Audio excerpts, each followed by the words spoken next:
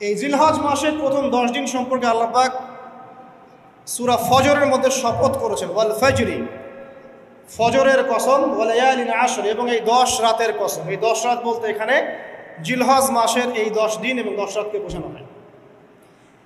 এর ফজিলত সম্পর্কে নবী সাল্লাল্লাহু আলাইহি ওয়াসাল্লাম একটা হাদিসে বলছেন, সহিহ বুখারীর হাদিস, ইবনে আব্বাস রাদিয়াল্লাহু আনহুমা থেকে বর্ণিত, নবী করিম সাল্লাল্লাহু আলাইহি ওয়াসাল্লাম বলেছেন যে মা মিন আইয়ামিন আমালু সালিহু ফীহিন্না আহাব্বু ইলাল্লাহ মিন হাযিহিল আইয়ামিল আশর। আল্লাহ পাকের কাছে এই 10 দিন অর্থাৎ জিলহজ মাসের প্রথম 10 দিনের নেক আমল যত বেশি প্রিয়, আল্লাহর কাছে জিলহজ মাসের প্রথম 10 দিনের নেক আমল যত বেশি প্রিয়, অন্য কোনো আমল এত বেশি প্রিয় না। অন্য কোনো আমল, এটা বুঝতে গিয়ে সাহাবায়ে কেরাম প্রশ্ন করছেন, ক্বালু, তারা বলছেন, ইয়া রাসূলুল্লাহ, হে আল্লাহর রাসূল, বলুন সাল্লাল্লাহু আলাইহি ওয়াসাল্লাম, ওয়ালাল জিহাদু ফি সাবিলিল্লাহ, আল্লাহর পথের জিহাদও কি নয়? আমরা তো জানি ইসলামের সর্বোচ্চ চূড়া হচ্ছে আল্লাহর পথের জিহাদ। তো নবী সাল্লাল্লাহু আলাইহি ওয়াসাল্লাম বলছেন, ওয়ালাল জিহাদু ফি সাবিলিল্লাহ, আল্লাহর পথের জিহাদও নয়,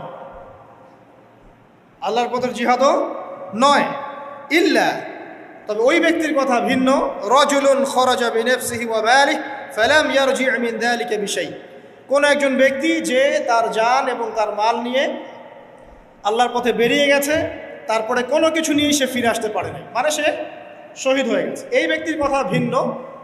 কিন্তু অন্য যে কোনো দিনের আমলের চাইতে এই 10 দিনের নেক আমল আল্লাহর কাছে সবচেয়ে বেশি প্রিয়। তাহলে আমরা বুঝতে পারলাম, আমরা যে 10 দিনে এখন বসবাস করছি, জিলহজ মাসের আজকে কয় তারিখ? 1 তারিখ। এই যে আল্লাহ পাক নিয়ামতের সাথে আমাদেরকে বাঁচিয়ে রেখেছেন, এই 10 দিন আমল করার সুযোগ দিয়েছেন, এই কৃতজ্ঞতা স্বীকার করে আমরা কিন্তু শেষ করতে পারবো না। পারবো না। প্রশ্ন হচ্ছে যে এই 10টা দিন আমরা কিভাবে কাজে লাগাতে পারি। আমি সেদিকেই যাবো ইনশাল্লাহ। তার আগে এই দিনগুলো সম্পর্কে আর কয়েকটা ফজিলতের হাদিস শুনিয়ে দিচ্ছি। তিরমিজি, ইবনে মাজাহ, মিশকাতের 128 পৃষ্ঠা একটা হাদিস এসেছে, আবু হুরায়রা রাদিয়াল্লাহু আনহু থেকে বর্ণিত, নবী করিম সাল্লাল্লাহু আলাইহি ওয়াসাল্লাম বলেছেন যে দিনসমূহের মধ্যে এমন কোনো দিন নাই, আল্লাহর দিনগুলোর মধ্যে এমন কোনো দিন নাই যেদিন ইবাদত করা আল্লাহর কাছে জিলহজের 10 দিনের ইবাদতের চেয়ে বেশি প্রিয়। কথা বুঝতে পারছেন? এরপরে নবী সাল্লাল্লাহু আলাইহি ওয়াসাল্লাম বলছেন, ইয়াদুলু সিয়ামু কুল্লি সিয়ামিন মিনহা বিসিয়ামি সানাতিন, এই 10 দিনের একটা সিয়াম বা একটা রোজা 1 বছর রোজা রাখার সমান। এই 10 দিনের একটা রোজা 1 বছর রোজা রাখার সমান। ওয়া কিয়ামু কুল্লি লাইলাতিন ফিহা বিকিয়ামি লাইলাতিল কদর, এবং এই 10 রাতের এক রাতের কিয়াম লাইলাতুল কদরের কিয়ামের সমান। আর আমরা জানি লাইলাতুল কদর সম্পর্কে আল্লাহ পাক কি বলেছেন, লাইলাতুল কদরি খায়রুম মিন আলফি শাহর, 1000 মাসের ইবাদত হচ্ছে উত্তম। তাহলে আমরা বুঝতে পারছি যে এই 10 দিন 10 রাত কি আমল করতে হবে, এই হাদিসটা বলে দিচ্ছে, সিয়াম এবং কিয়াম। 10টা সিয়াম না পড়েন, অ্যাটলিস্ট 3টা সিয়াম পড়া যাবে ইনশাআল্লাহ। পড়া যাবে না? একটা সোমবার পাবো সামনে আমরা, ওটা রাখা যাবে ইনশাআল্লাহ। একটা বৃহস্পতিবার পাবেন, সেটাও রাখা যাবে ইনশাআল্লাহ। আর আরাফার সিয়াম পাবেন ইনশাআল্লাহ। আরাফার সিয়াম রাখলে আগের 1 বছর, পরের 1 বছর, 2 বছরের গুনাহ মাফ হয়ে যাবে ইনশাআল্লাহ আযজা ওয়া জাল্লা। আর কিয়াম সম্পর্কে আমি সামনে বলছি ইনশাআল্লাহ তাআলা। এরপরে বাইহাকির একটা বর্ণনা আছে যে জিলহজ মাসের প্রথম দশকের রাতে, জিলহজ মাসের প্রথম দশকের রাতের প্রত্যেকটা নেক আমলকে 10 দিয়ে গুণ করা হয়, 10 গুণ বৃদ্ধি করা হয়। সুবহানাল্লাহ। আরও আছে বাইহাকি এবং ইসবাহানির বিশুদ্ধ সনদে হযরত আনাস বিন মালিক রাদিয়াল্লাহু আনহু থেকে বর্ণিত আছে, জিলহজ মাসের প্রথম দশকের প্রতিদিন 1000 দিনের সমান, মানে প্রতিদিনের আমল 1000 দিন আমলের সমান, এবং আরাফার দিনের মর্যাদা 10,000 দিনের সমান। আরাফার দিন যে ব্যক্তি ইবাদত করবে ইনশাআল্লাহ তাআলা, সে 10,000 দিন ইবাদতের নেকি পাবে ইনশাআল্লাহ আযজা ওয়া জাল্লা। তো প্রথম কি করতে হবে সেটা এই হাদিস থেকে বোঝা যাচ্ছে। হাদিসটা কি? উম্মে সালামা রাদিয়াল্লাহু আনহা থেকে বর্ণিত, নবী সাল্লাল্লাহু আলাইহি ওয়াসাল্লাম বলছেন যে জিলহজ মাসের চাঁদ যে ব্যক্তি দেখবে, সে যেন তার নখ এবং তার চুল এগুলো যেন আর না কাটে। চাঁদ দেখে ফেলেছেন, কুরবানি করা পর্যন্ত এখন চুল আর নখ যেন সে না কাটে। যদি না কাটেন তাহলে কি হবে? আপনি একটা পূর্ণাঙ্গ কুরবানির নেকি পাবেন ইনশাআল্লাহ। আর একটা কুরবানির নেকি কি জানেন? কুরবানির পশুর গায়ে যতগুলো লোমকূপ আছে ততগুলো নেকি আপনার আমলনামায় যুক্ত হবে ইনশাআল্লাহ। এগুলো হাদিস। এখন আমরা প্র্যাকটিক্যাল কিছু কথায় আসি যে কিভাবে আমরা এই 10টা দিনকে কাজে লাগাতে পারি। আমি সবার আগে দোয়া করছি আল্লাহ পাক যেন আমাকে সবার আগে এর উপর আমল করা তৌফিক দান করেন, আমার পরিবারকে তৌফিক দান করেন, এবং অতঃপর আপনাদের সবাইকে যেন আল্লাহ পাক এই তৌফিক দান করেন, আমিন। 1 নাম্বার, যদিও কাজটা খুব ডিফিকাল্ট এবং এই যুগে এই জেনারেশনের জন্য কাজটা অনেক বেশি ডিফিকাল্ট, অলমোস্ট ইম্পসিবলের মতো, সেটা হচ্ছে এশার নামাজের পরপর ঘুমিয়ে যাওয়া। তাই না ভাই? এই কাজটা এখন কোয়াইট ইম্পসিবল, এশার নামাজের পরপর ঘুমিয়ে যাওয়া। কিন্তু চেষ্টা করতে হবে, আল্লাহ তৌফিক দান করুক, 10টা 11টার মধ্যেই যেন আমরা ঘুমিয়ে পড়তে পারি। আল্লাহ তৌফিক দান করুক। সবার আগে যেন আমাকে তৌফিক দান। কোনো কোনো রাত এমনও কেটে যায় ফজরের নামাজ পড়তে হবে জন্য সারা রাত জেগে থাকতে হচ্ছে। আর আমাদের সময়ে বারাকা কমে গেছে, জানেন? আমাদের সময়ের মধ্যে বারাকা কমে গেছে, এটাও কিয়ামতের সাইন। নবী সাল্লাল্লাহু আলাইহি ওয়াসাল্লাম বলেছিলেন কিয়ামতের আগে আগে একটা বছর একটা মাসের মতো চলে যাবে, একটা মাস একটা সপ্তাহের মতো যাবে, একটা সপ্তাহ একটা দিনের মতো চলে যাবে, একটা দিন একটা ঘন্টার মতো চলে যাবে। তাই হচ্ছে না এখন? এই 7 দিন আগে আমরা জুমা পড়লাম, দেখেন 7 দিন। এই যে গত কয়দিন আগেই আপনি কুরবানির পশু জবাই করলেন, আবার কুরবানির ঈদ আপনার সামনে। সময় খুব দ্রুত চলে যাচ্ছে, আমরা বুঝতে পারছি না। এর কারণ হচ্ছে, একটা কারণ আমি ফাইন্ড আউট করেছি, সেটা হচ্ছে আমরা এখন ফজরের সলাতটাকে জামায়াতে গুরুত্ব দিচ্ছি না, এবং ফজরের নামাজের পর থেকে আমরা জেগে থাকছি না। অনেকেই, বেশিরভাগই যারা থাকছে আলহামদুলিল্লাহ। এই কারণে ওই যে বরকতময় সময়টা সকালে, এটা আমরা পাচ্ছি না। এই কারণে দিনটা আমাদের ছোট হয়ে আসছে, দিনে কাজগুলো আমরা শেষ করতে পারছি না, রাত জাগতে হচ্ছে। আর রাত জাগলে তো ফজরে ওঠা সম্ভব হচ্ছে না। সো এই সমস্যাটা হচ্ছে ফজর কেন্দ্রিক, ফজরটাকে গুরুত্ব দিতে হবে সবচেয়ে বেশি। আল্লাহ পাক আমাকে তৌফিক দেখ, আপনাদের সবাইকে তৌফিক দান। এই 10টা দিন আমরা প্র্যাকটিস করবো ইনশাআল্লাহ।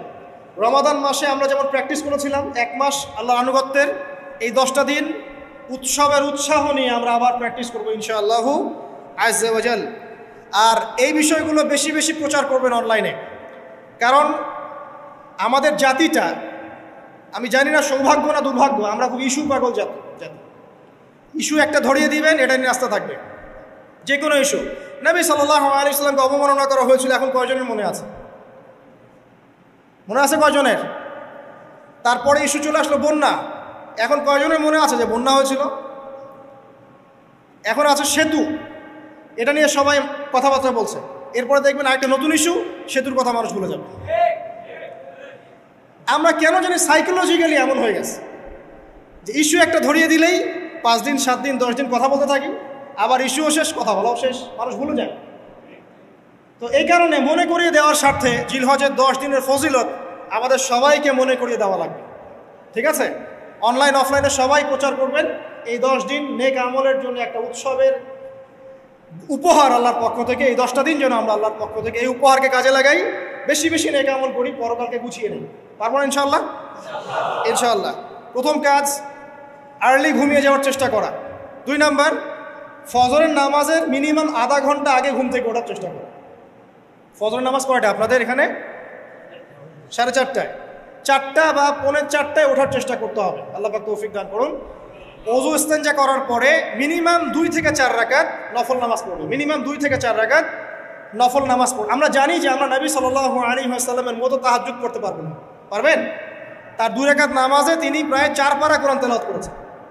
2 রাকাত নামাজে 4 থেকে 4.5 পারা কোরআন তেলাওয়াত করেছেন। আমরা কি পারবো? আমরা পারবো না। মিনিমাম 2 রাকাত নামাজ বা 4 রাকাত নামাজ তো পড়তে পারি। এবং ওই সময়টা হচ্ছে দোয়া কবুলের সময়। আল্লাহ পাক প্রথম আসমানে নেমে আসেন। আল্লাহ পাক কীভাবে নেমে আসেন এটা আল্লাহ পাকের ব্যাপার, এটা নিয়ে আমাদের মাথা ব্যথা ঘামানোর দরকার নাই। আল্লাহ নেমে এসে আহ্বান করতে থাকেন, কারো কি কোনো চাওয়া আছে আমার কাছে? আমি সেই চাওয়া পূরণ করে দেব। কেউ কি অসুস্থ আছো? আমাকে ডাকলে আমি শেফা দিয়ে দিব। কেউ কি আমার কাছে ক্ষমা চাইবে? আমি ক্ষমা করে দেব। কেউ কি আমাকে ডাকবে, আমি তার ডাকে সাড়া দেবো। এভাবে ফজর পর্যন্ত আল্লাহ পাক আহ্বান করতে থাকেন, কিন্তু আমরা আসলে ঘুমিয়ে থাকি। আল্লাহ পাক আমাদেরকে মাফ করে দিন এবং এই নেক সময়গুলোকে কাজে লাগানোর তৌফিক আল্লাহ পাক দান করুন, আমিন। এরপরে আমরা চলে আসবো ইনশাআল্লাহ ফজর জামাতে। এবং নামাজের বাহ্যিক মাসআলাগুলোকে নিয়ে বেশি বাড়াবাড়ি করবেন না, অভ্যন্তরীণ বিষয় নিয়ে ফোকাস করবেন। বাহ্যিক মাসআলা নিয়ে আমরা যথেষ্ট বাড়াবাড়ি করেছি। অভ্যন্তরীণ যে বিষয়টা আছে, নামাজের আধ্যাত্মিকত্ব, নামাজের রুহানিয়াত, নামাজের মাআরিফাত, আল্লাহকে পাওয়া, নামাজের আত্মশুদ্ধি, ইহসান, এটা নিয়ে বেশি ফোকাস করে। আমরা তর্ক করি হাত বাঁধা নিয়ে, তাই না? হাত বাঁধা নিয়ে, রফুল ইয়াদাইন নিয়ে, আমিন নিয়ে, এগুলো নিয়ে আমরা তর্ক করি। কয়জন তর্ক করেছি যে নামাজে কতটুকু মনোযোগ থাকলো তাই নিয়ে? কোনটা বেশি ইম্পর্টেন্ট? নামাজ যদি মনোযোগই না থাকে, আমার হাত বাঁধা দিয়ে আল্লাহ পাক যায় আসে না। একটা বাহ্যিক আমল করেছে, আল্লাহ পাক নেকি দিবেন, ঠিক আছে ইনশাআল্লাহ। নামাজের ইহসানটা সবচেয়ে বেশি গুরুত্বপূর্ণ নয় কি?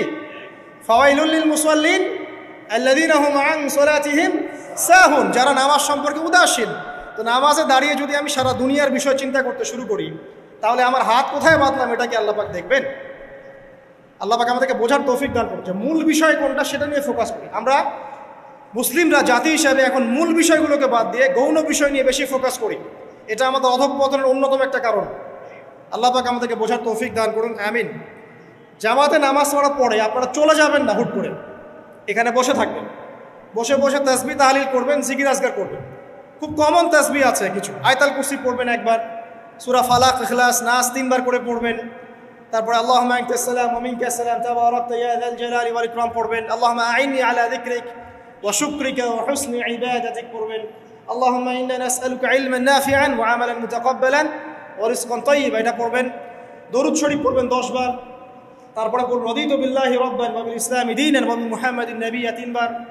হাসবি আল্লাহ লা ইলাহা ইল্লা হু আলাইহি তাওয়াক্কালতু ওয়া হুয়া রাব্বুল আরশিল আযীম 7 বার।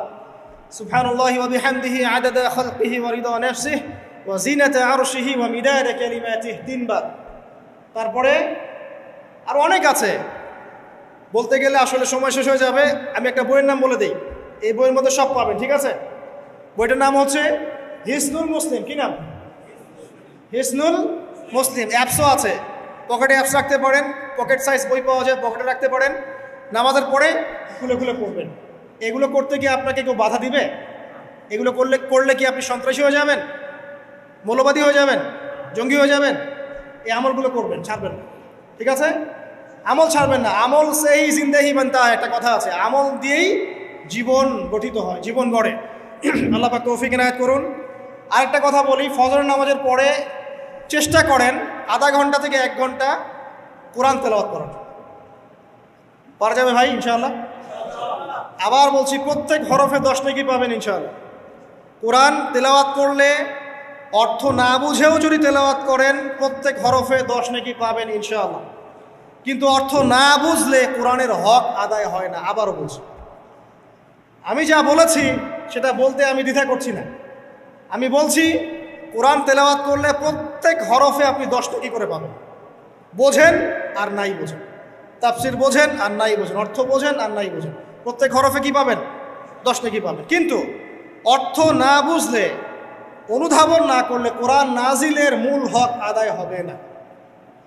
কোরআন নাজিল হয়েছে তাদাব্বুরের জন্য, গবেষণার জন্য, কোরআন কেন্দ্রিক জীবন গড়ার জন্য। যদি অর্থ না বোঝেন কেমন করে জীবন গড়বেন? আর যতটুকু বুঝবো আলহামদুলিল্লাহ, যেটা বুঝবো না ওলামায়ে কেরামের কাছে যাবো, জিজ্ঞাসা করবো, জেনে নেবো, সিম্পল। আমি তো আর সব বুঝবো না, বুঝবো? আমি তো সব বুঝতে পারবো না, যেটা বুঝবো না আলেমদের কাছে জিজ্ঞাসা করে নেব।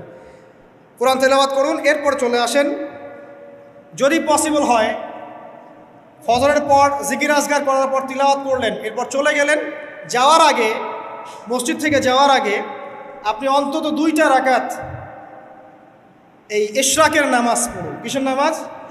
ইশরাক। নবীজি বলেছেন, কেউ যদি ফজরের নামাজ জামাতে পড়ে, তারপরে সালাম ফিরানোর পর ওই জায়গাতেই বসে থাকে এবং জিকির আজগার করতে থাকে, সুবহানাল্লাহ 100 বার পড়লো, আস্তাগফিরুল্লাহ 100 বার পড়লো, ঠিক আছে, লা ইলাহা ইল্লাল্লাহ ওয়াহদাহু লা শারীকা লাহ লাহুল মুলকু ওয়া লাহুল হামদু ওয়া হুয়া আলা কুল্লি শাইইন কাদির, এগুলো পড়লো। তারপরে ধরেন দরুদ শরীফ পড়লো ইত্যাদি।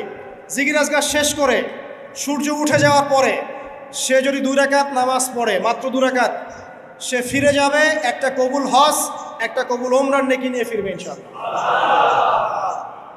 আরেকটা নামাজ আছে, যদি পসিবল হয় পড়তে পারেন, 8টা থেকে 10টার মধ্যে পড়ে ফেললে ভালো, এরপরে সূর্য উঠে যায়, সূর্য গরম হয়ে যায়। সেটা হলো আপনার এই চাষ্টের নামাজ, যেটাকে আমরা বলি সলাতুদ দুহা, চাষ্টের নামাজ।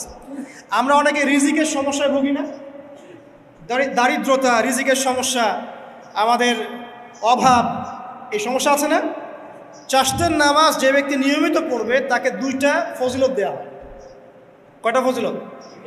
চাষ্টের নামাজ যে ব্যক্তি নিয়মিত পড়ে তার 2টা স্পেশাল ফজিলত। এক, তাকে দ্বীনের জ্ঞান দেওয়া হবে, ইলম মুখস্থ ক্ষমতা দেওয়া হবে, আপনি হিফজ ক্ষমতা বেড়ে যাবে, কোরআন সুন্নাহ মুখস্থ রাখতে পারবেন ভালো ইনশাআল্লাহ, আল্লাহর পক্ষ থেকে বুঝ দেওয়া হবে। আরেকটা হচ্ছে আপনার দারিদ্রতা আল্লাহ পাক দূর করে দেবে। এগুলা পরীক্ষিত আমল ভাই, এগুলা গাল গল্প বলছি না, এগুলো পরীক্ষিত। আরেকটা আছে, সূরা ওয়াকিয়া রাতে তেলাওয়াত করেন, সূরা ইযা ওয়াকাআতিল ওয়াকিয়া লাইসা লিওয়াকাআতিহা কাযিবা, এই সূরাটা আপনি তেলাওয়াত করেন, দেখবেন দারিদ্রতা চলে যাবে ইনশাআল্লাহ আযজা ওয়া জাল, চলে যাবেই ইনশাআল্লাহ। এবার আসুন কোরআন তেলাওয়াত নিয়ে 2টা কথা বলে দিই। কিছু কিছু সূরার কিছু কিছু অংশ মুখস্থ করে ফেলার চেষ্টা করুন। প্রত্যেক দিন এই অংশটুকু আপনি নিজে তেলাওয়াত করবেন। ফর এক্সাম্পল, সূরা বাকারার প্রথম 5টা আয়াত, তারপরে আয়াতুল কুরসি 255 নম্বর আয়াত, সূরা বাকারার শেষের 3টে আয়াত, সূরাতুল আলে ইমরান শেষের 10 আয়াত, সূরা কাহফ প্রথম 10 শেষের 10, সূরা মুমিনুন শেষের 5-7টা আয়াত, সূরা তাওবার শেষ পৃষ্ঠা, সূরা আহজাবের শেষ পৃষ্ঠা, সূরা ফালাক, সূরা নাস, সূরা ইখলাস, সূরা কাফিরুন, সূরা জিন এর প্রথম 10টা-20টা আয়াত, এছাড়া আরও সূরা হাশর শেষের 5-7টা আয়াত।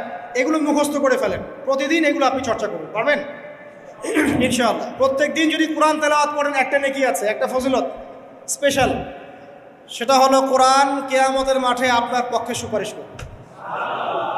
আর কোরআন যার পক্ষে সুপারিশ করবে ইনশাআল্লাহ তাআলা সে জান্নাতে চলে যাবেই ইনশাআল্লাহ। আর কোরআন যার বিপক্ষে সুপারিশ করবে তার কি জান্নাতে যাওয়ার কোনো সুযোগ আছে ভাই?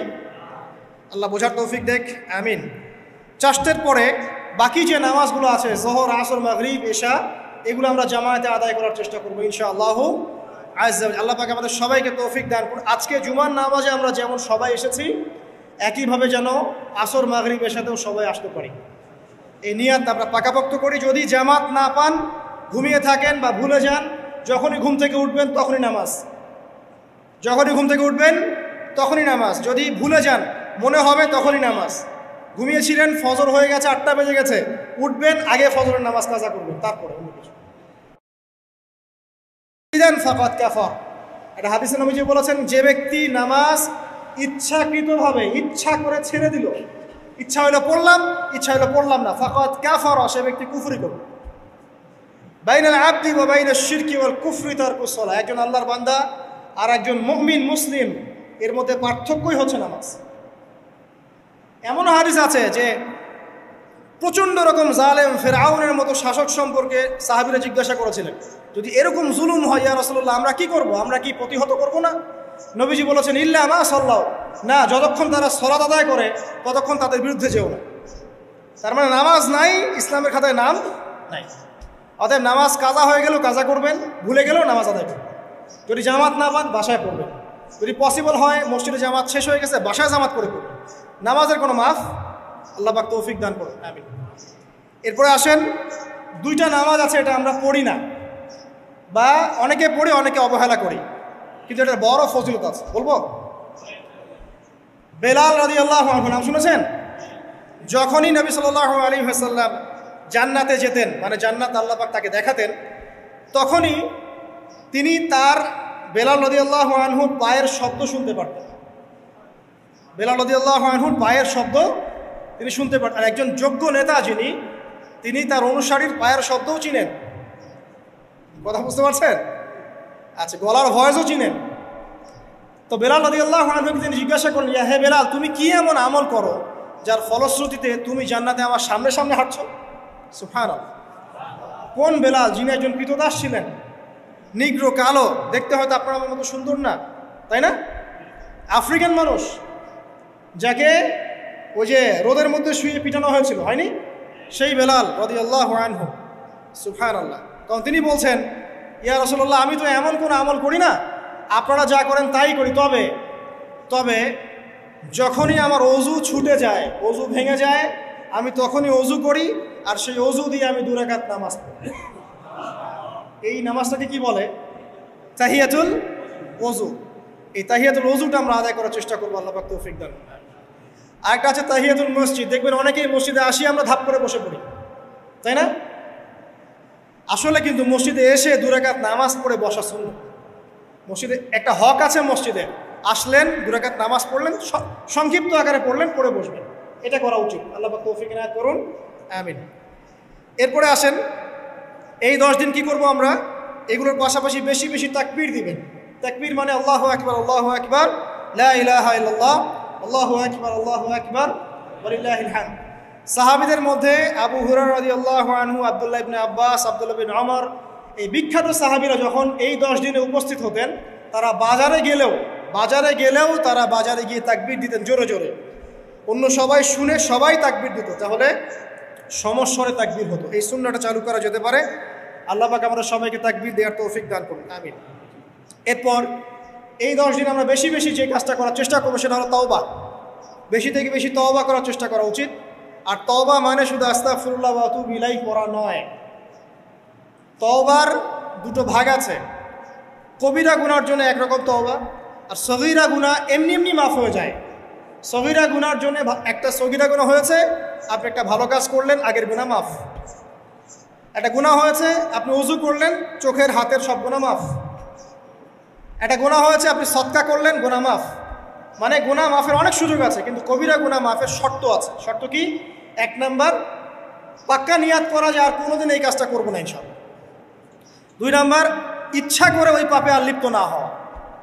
এবং 3 নাম্বার, নিজে এই পাপের জন্য কান্নাকাটি করা, অনুতপ্ত থাকা, তাহলে ইনশাআল্লাহ মাফ হয়ে যাবে। আরেকটা শর্ত আছে, যদি পাপটা অন্য কারোর সাথে সম্পৃক্ত হয়, যেমন ধরেন কারো টাকা মেরে দিয়েছেন, টাকা শোধ করেন নাই, যেটা আমাদের সমাজে ট্রেডিশন হয়ে গেছে এখন। জমি মেরে দিয়েছেন, শোধ করছেন না, মান সম্মানের হানি করছেন, মিথ্যা অপবাদ দিচ্ছেন। হ্যাঁ, এক কথায় মানুষের সাথে সম্পৃক্ত হক, মানুষের ক্ষতি করেছেন আপনি, তখন কি করতে হবে? তখন ওই মানুষের কাছে গিয়ে ক্ষমা নিতে হবে। খুব ডিফিকাল্ট, এবং এটার জন্য একটা বড় মনের দরকার আছে, মনের স্বচ্ছতার দরকার আছে। ভাই, আমি তোমার টাকা ধার নিয়েছিলাম, দেই নাই, এই নাও টাকা, শোধ করে দিলাম। ভাই, আমি তোমাকে ভালো মন্দ বলেছিলাম, তোমার গীবত করেছি, আল্লাহ তোমাকে মাফ করে দেয়, তুমি আমাকে মাফ করে দাও। খুব ডিফিকাল্ট এগুলা করতে হলে বড় মন লাগবে। আর যদি এগুলো আমরা না করতে পারি তাহলে সমস্যা আছে। কিয়ামতের মাঠে আল্লাহ পাক ধরবেন, এবং যারা হকগ্রস্ত এদেরকে দাঁড় করাবেন। কিয়ামতের মাঠে নিজের নেকি তাকে দিয়ে ঋণ শোধ করতে হবে, অথবা তার গুনাহ নিজের আমল নামায় নিয়ে ঋণ শোধ করতে হবে। কোনটা বেটার বলেন? দুনিয়াতে ছোট হওয়া না পরকালে ছোট হওয়া? তাই আমরা সবাই সবার কাছে মাফ চেয়ে নেই যে আল্লাহ পাক আমাদের সবাইকে মাফ করে দেখ। যদি আমি আপনাকে কষ্ট দিই, আপনি আমাকে মাফ করে দেন। যদি আপনি আমাকে কষ্ট দিয়ে থাকেন, আমি আপনাকে মাফ করে দিলাম। এই বিষয়ে চলে আসেন, আল্লাহ পাক তৌফিক দান করুন, আমিন। আর একটা তওবা করুন, আস্তাগফিরুল্লাহাল্লাযী লা ইলাহা ইল্লা হুয়াল হাইয়ুল কাইয়্যুম ওয়া আতুবু ইলাইহি, দিনে 70 বার বা 100 বার, দিনে 70 বার বা 100 বার। যদি না পারেন, অ্যাটলিস্ট এতটুকু বলবেন, আস্তাগফিরুল্লাহ ওয়া আতুবু ইলাইহি, আস্তাগফিরুল্লাহ ওয়া আতুবু ইলাইহি, 70 বার বা 100 বার। এরপরে আসেন, এই 10 দিনের অন্যতম একটা আমল হতে পারে সওম রাখা। যদি পারি এই 10টা দিন সওম রাখবো, যারা পারছি না মিনিমাম 3টা 4টা 5টা অ্যাটলিস্ট রাখবো। আর যারা সেটাও পারছি না, কমপক্ষে আরাফার দিনের সিয়ামটা যেন মিস না যায়, ঠিক আছে? আরাফার দিনের সওম যেন মিস না যায়। আল্লাহ পাক তৌফিক এনায়েত করুন সবাইকে, আমিন। আরাফার দিনের সওম বিগত 1 বছর, আগামী 1 বছরের গুনাহ মাফের কারণ হয়ে যাবে ইনশাআল্লাহ। যত গুনাহ আমরা করেছি 1 বছরে, আরাফার সওম রাখলে সমস্ত গুনাহ মাফ হয়ে যাবে। একটা হাদিসে পড়েছিলাম, ইবলিস আরাফার দিনে সবচাইতে বেশি অনুতপ্ত হয়, মানে হতাশায় ভোগে। একটু আগে বললাম না, ইবলিস আমাদের প্রতিবন্ধকতা, সে সবচেয়ে বেশি হতাশায় ভোগে আরাফার দিনে। আরাফার দিনে আল্লাহ পাক কাছাকাছি চলে আসেন, রহমত নাজিল হতে থাকে, সেটা দেখতে পারে। এবং আরাফার দিনে আল্লাহ পাক যত মানুষকে মাফ করে দেন এবং জাহান্নাম থেকে মুক্তি দেন, তা অন্য কোনো দিনে করেন। অগণিত অসংখ্য মানুষকে আল্লাহ পাক আরাফার দিনে মাফ করে দেবেন ইনশাআল্লাহ। অতএব এই দিন সওম রাখতে হবে। কারা সওম রাখবে? যারা হজ করছে না তারা রাখবে, মানে আমরা যারা হজ করতে যেতে পারিনি এবার, তারা রাখবো ইনশাআল্লাহ তাআলা। এছাড়া বেশি বেশি সওম রাখার চেষ্টা করা উচিত এই 10 দিন। ফজিলত একটা হাদিস একটু আগে বলেছি, একটা সওম আপনার কি হবে? 1 বছর সওমের নেকি পাওয়া যাবে ইনশাআল্লাহ তাআলা। হজ এবং উমরা করা, যারা এই 10 দিনে হজ উমরা সুযোগ পেয়েছে তারা আল্লাহ পাকের মেহমান। আমরা দোয়া করবো আল্লাহ পাক তাদের সবাইকে সুস্থতার সাথে হজ করা তৌফিক দান করুন, এবং আমাদেরকেও জীবনে অন্তত একটাবার হলেও মাকবুল হজ করা তৌফিক আল্লাহ পাক দান করুন, আমিন। এবং একটা হাদিস এসেছে, যে ব্যক্তি বিশুদ্ধভাবে হজ করতে পারে, মাকবুল হজ, মাবরুর হজ, সেই ব্যক্তি ওই দিনের মতো নিষ্পাপ হয়ে যাবে যেদিন তার মা তাকে প্রসব করেছিল। আরও একটা কাজ আছে এই 10 দিনে, সেটা হলো ঈদ উল আজহা এবং কোরবানি। ইনশাআল্লাহ তাআলা নেক্সট যে খুতবা আসবে সেই খুতবায় আমরা কোরবানি, এর মর্ম, এর গভীরতা, এর শিক্ষা নিয়ে আলোচনা করবো ইনশাআল্লাহ। তবে কোরবানির সামনে আছে, এই 10 দিনের মধ্যে আমরা পশু কিনবো। পশু কেনার সময় আপনি আপনার সামর্থ্যের সেরাটা কিনবেন, এবং পশুকে কেন্দ্র করে কোনো রকম শো অফ করবেন না। আমারটা 1,60,000, আমারটা 1,80,000, কত ভাই এত গলায় লটকিয়ে দেওয়া, এইসব কাজ করতে যাবেন, ঠিক আছে? কিন্তু পশুকে আপনি মহব্বত করবেন, পশুকে নিজ হাতে খাওয়াবেন, পানি পান করাবেন, যাতে তার প্রতি আপনার মহব্বত সৃষ্টি হয়, এবং এই মহব্বতের প্রাণীটাকে আপনাকে কুরবানি দিতে হবে। মনে রাখবেন, যিনি কুরবানি দিচ্ছেন তিনি যেন একজন ইসমাইল আলাইহিস সালাম, যাকে কুরবানি দেওয়া হচ্ছে সে যেন যিনি কুরবানি দিচ্ছেন তিনি যেন একজন ইব্রাহিম আলাইহিস সালাম, আর যাকে কুরবানি দেয়া হচ্ছে সে যেন একটা ইসমাইল আলাইহিস সালাম। সবচেয়ে প্রিয় বস্তুটাকে কুরবানি করতে হবে, এই জন্যে আপনি আপনার সামর্থ্যের সেরাটা কিনবেন। এখানে অনেক মাসআলা আছে, আমি মাসআলাগুলো দিতে যাচ্ছি না, অনেক বড় বড় আলেম ওলামা আছেন, তাদের শরণাপন্ন হয়ে আপনারা এগুলোর মাসআলা নিয়ে নেবেন, ঠিক আছে? তবে আমি একটা বিষয় বলবো খালি, কুরবানিকে কেন্দ্র করে কোনো রকম রিয়া, অহংকার, লোক দেখানো কাজ করতে চান এবং পরিবেশ দূষণ হয় এমন কোনো কাজ করতে হবে। জাস্ট ইসলামের সৌন্দর্য ফুটিয়ে তুলবেন, এর যে হক, মিসকিনের হক, আত্মীয়দের হক, এটা ঠিকঠাক মতো আদায় করবেন। এখানকার গোশত, রক্ত, মাংস কোনো কিছু আল্লাহর কাছে যাবে না, শুধুমাত্র আমার বিশুদ্ধ ইখলাসটাই আল্লাহর কাছে যাবে। অতএব এটা মনে রেখে কুরবানি করা উচিত। আল্লাহ পাক তৌফিক ইনায়াত করুন, আমিন। ইনশাআল্লাহ কুরবানির গভীর শিক্ষা সম্পর্কে আগামী জুমায় কথা হবে। আর সর্বশেষ কথা হলো যে এই কাজগুলো, কোরবানি বলেন, এই যে নামাজ, তাসবিহ, তাহলিল, কোরআন তেলাওয়াত, তওবা, তাকবীর, সওম, এই কাজগুলো পারিবারিকভাবে এবং সামাজিকভাবে করার চেষ্টা করে, তাহলে ইসলামিক সংস্কৃতি, হৃদ্যতা, ভালোবাসা ফুটে উঠবে, ইসলামের সৌন্দর্য অমুসলিমদের কাছে পরিস্ফুটিত হবে। ইনশাআল্লাহ দেখবেন এই সৌন্দর্য দেখে তারা ইসলামের পথে ফিরে আসবে ইনশাআল্লাহ। এবং আল্লাহ রাব্বুল আলামিন এই সুযোগটা কাজে লাগিয়ে আমরা যেন আমাদের বিগত গুনাহগুলো মাফ করিয়ে নিতে পারি, বেশি বেশি নেক আমল করতে পারি, এই 10টা দিন কাজে লাগাতে পারি। আল্লাহ পাক আমাদের সবাইকে সে তৌফিক ইনায়াত করুন, আমিন।